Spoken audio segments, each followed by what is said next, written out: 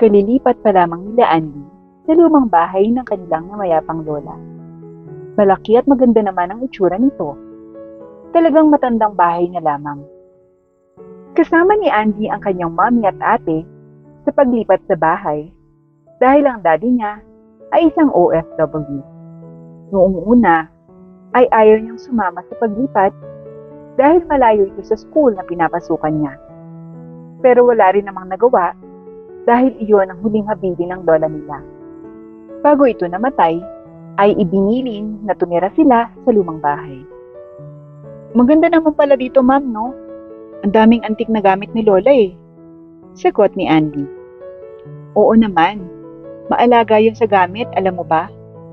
Bata pa lang din kasi, kay lolo mo na kami lumaki.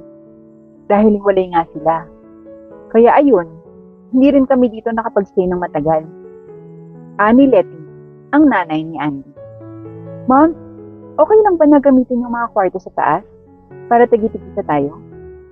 Tanong naman ang panganay na si Terry. Oo naman anak. O siya, lumakad na muna kayo ni Andy sa mga kwarto nyo para maayos na natin yung mga gamit natin. Suwestyon ni Letty. Yun! Sige po ma'am. Ani Andy. Halos bawat lahat ng sulok ng bahay ay nakamamangha dahil ang ganda sa loob. Isang beses pa nga, napasandal si Andy sa isang shelf nang umikot ito at napadpad naman siya sa isang kwarto na puno ng mga libro. Mukhang ito ang library sa loob ng bahay. Wow! Ano to? Ang galing! May ganito pala sa bahay ni Lola.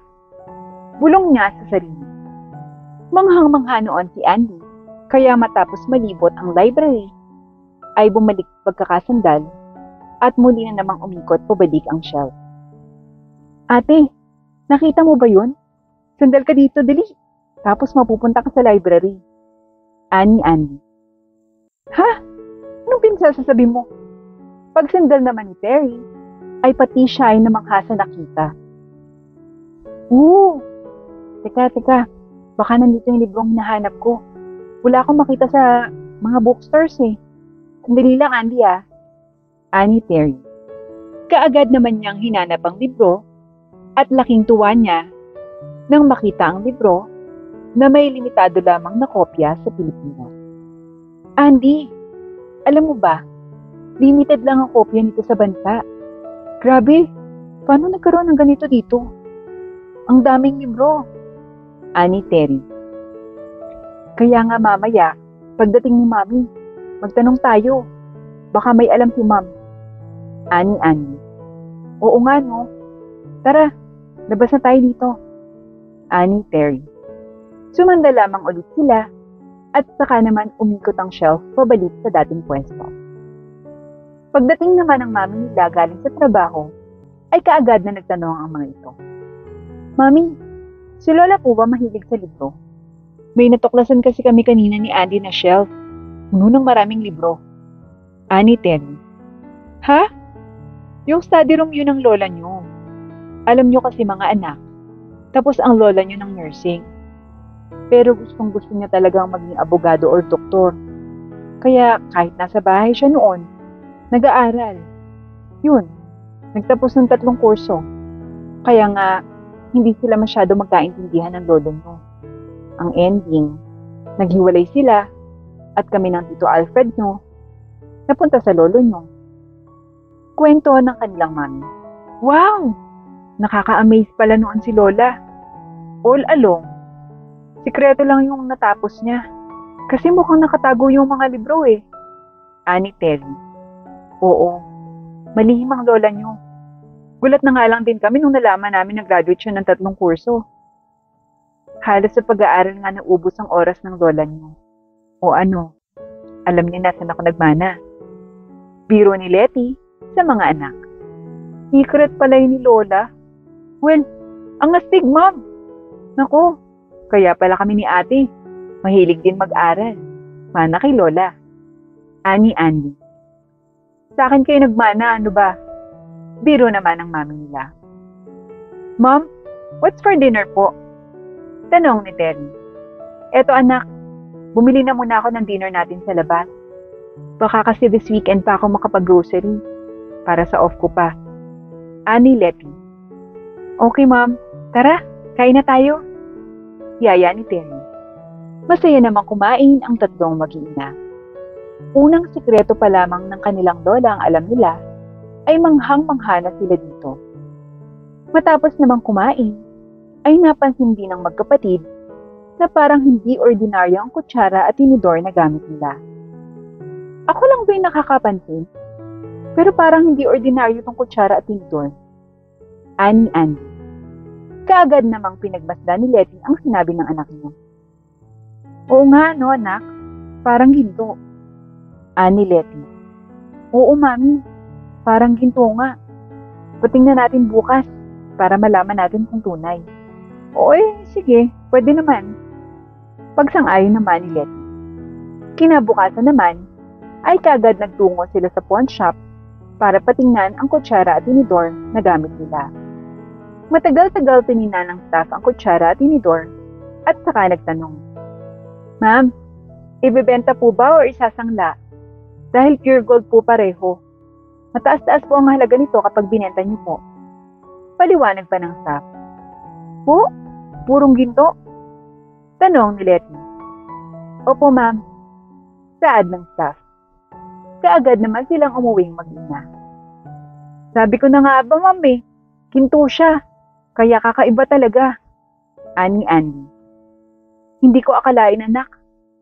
Na pati ito ginto. Grabe pala ang lola niyo. Talagang gusto pala niyang makita yung sekreto niya dito sa bahay niya. Kaya siguro ganun na lamang yung itsura ng bahay sa labas. Para magmukhang hindi kaaya-aya ang loob. Marahil, upang hindi mapagnakawan ng bahay. Ani Letty. Oo nga ma'am, ang talino talaga ni Lola. O sige mga anak, basta, ang mga matutuklasan natin, sa atin lang ha? Family matters, okay? Pili ni Letty. Tumango naman ang dalawang bata sa kanilang mami. Sumunod naman na araw, ay nagjo-jogging si Andy nang tanungin siya ng kapitbahay. Kayo na palang nakatira sa bahay ng matanda? Tanong nito. Po? Opo, sa bahay po ng lola ko. Sagot naman ni Andy. Ah, kayo pala yung apo niya. Buti wala kayong napapansin sa bahay na yan. Ang weird kaya niyan, akala mo ba iho? Sagot ng kapitbahay. Bakit niyo naman ho nasabi? Tanong ni Andy. Nung minsan kasi, pumasok kami dyan dahil may handa siya. Marami. Pasko at bagong taon yata nun. Kaya lang, wala naman siyang nagiging bisita. Yun nga yung pinagtataka namin.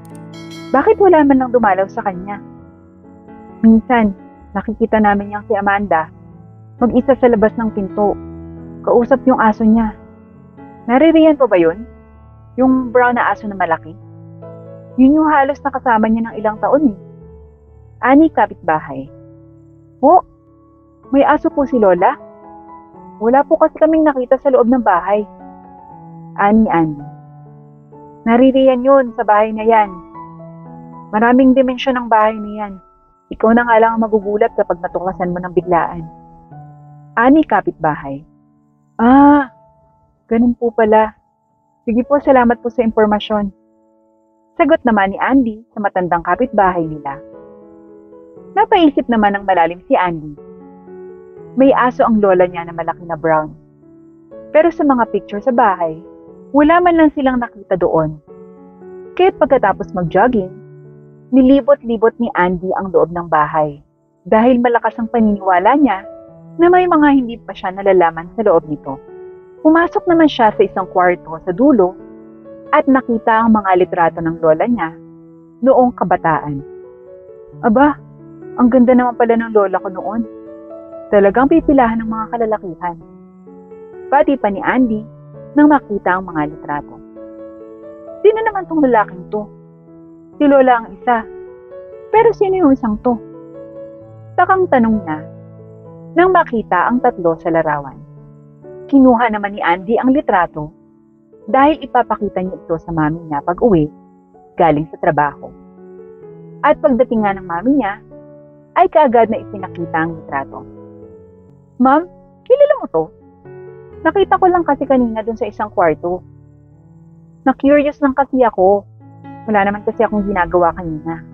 Kaya yun, nagtingin-tingin lang muna ako. Ani Andy.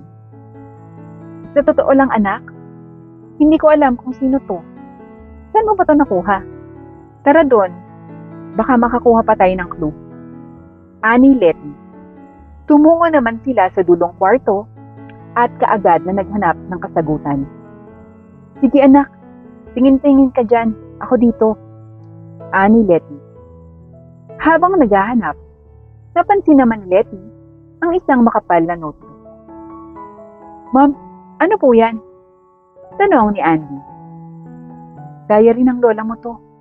Tara, tingnan natin. Baka nandito ang sagot. Binuksan naman nila ang diary at saka nagbasa ng isang page doon.